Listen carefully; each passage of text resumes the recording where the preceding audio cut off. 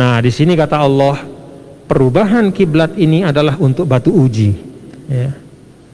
Dan memang itulah karakteristik dari tuntunan agama, itu batu uji.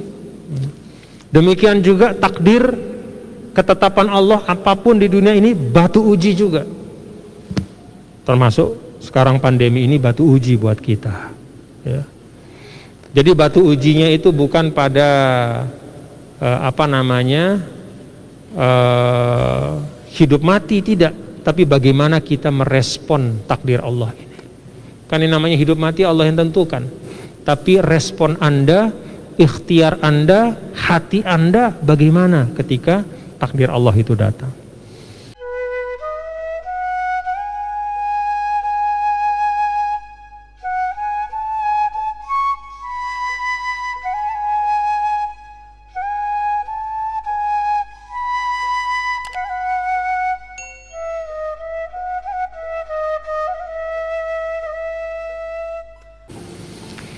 Wa ma ja'alna al-qiblata allati kunta 'alaiha, dan tidaklah kami jadikan kiblat yang telah kamu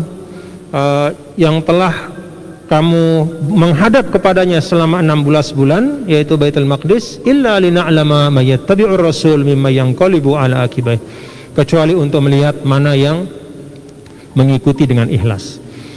Jadi begitu 16 bulan itu diminta pindah ke Ka'bah, ya, ada yang hatinya berat, ya. Kenapa berat hatinya? Ya. Salah satu sebabnya karena sayakulus sufaha itu, karena orang-orang Yahudi di Madinah pada waktu itu langsung membangun persepsi, ya. Jadi disebarkanlah berita provokasi. Intinya adalah, coba nih, gitu ya, kalian pikirkan, kok sekarang pindah kiblat, gitu, ya. Berarti kan Muhammad plan. Masa Nabi plan? Nah, itu disebarin tuh. Satu. Yang kedua, kalian kan 16 bulan menghadap Baitul Maqdis, sekarang disuruh pindah ke Ka'bah. Berarti sholatnya 16 bulan itu gimana? Sia-sia, ya. Katakanlah satu hari 5 kali sholat, 5 kali 16 bulan itu berapa banyak sholat? Itu gimana sholatnya? Kira-kira gitu. Amal kalian tuh gimana? Oh, ditanam, dihembuskan. Nah, dihembuskan. Ya, itulah manusia, ya. Dan itu terjadi di setiap masa. Maka ada juga yang memang karena keterbatasan penalarannya, ya. Kan sahabat itu juga yang bersama Nabi bertingkat-tingkat. Ada yang memang punya pandangan yang jauh, ada yang memang mengikutnya kepada Rasul Shallallahu Alaihi Wasallam itu betul-betul lahir batin. Ada juga yang masih dalam tahap awal. Nah, di sini kata Allah, perubahan kiblat ini adalah untuk batu uji, ya. Dan memang itulah karakteristik dari tuntunan agama, itu batu uji. Demikian juga takdir, ketetapan Allah apapun di dunia ini batu uji juga. Termasuk sekarang pandemi ini batu uji buat kita, ya. Jadi batu ujinya itu bukan pada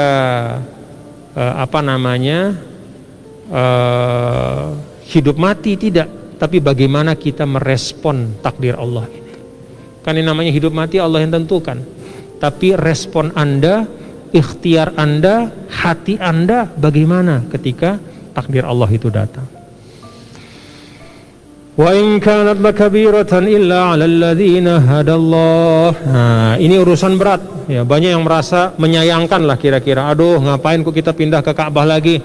Ini orang Yahudi jadi ribut lagi, gitu kira-kira. Kenapa sih kita mesti pindah lagi nih? Sudah enak kita rasanya menghadap ke Baitul Maqdis, ya. Dan 1001 pertanyaan. Illa 'alal ladzina hadallah. Itu terasa berat kecuali bagi mereka yang hidayah Allah itu telah kokoh kuat dalam hatinya.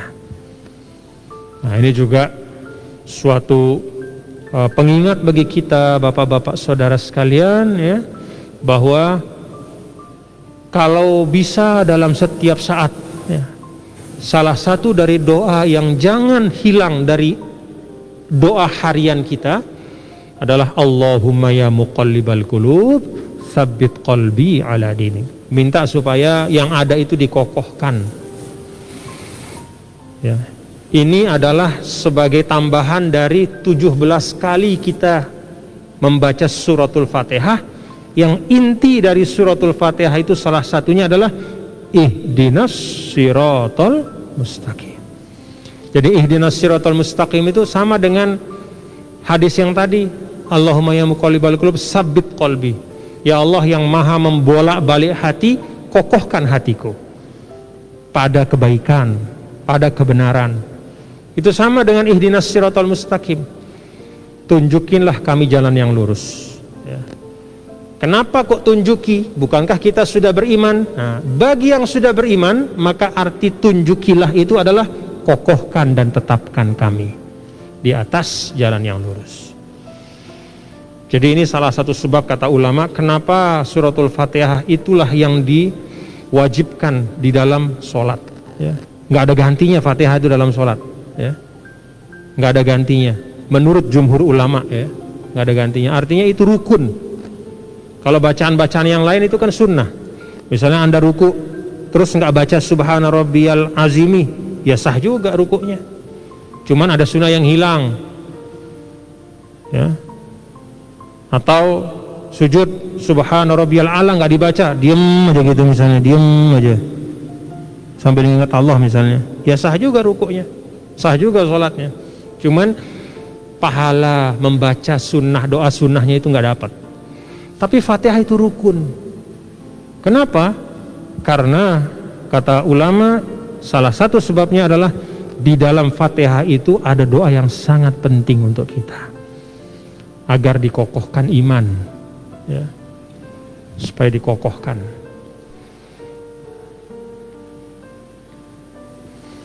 Wa ma kana Allahu liyudhi'a imanakum, dan tidaklah Allah menyia-nyiakan imanakum, iman kalian. Nah, iman di sini kata para ulama artinya adalah amal-amal soleh.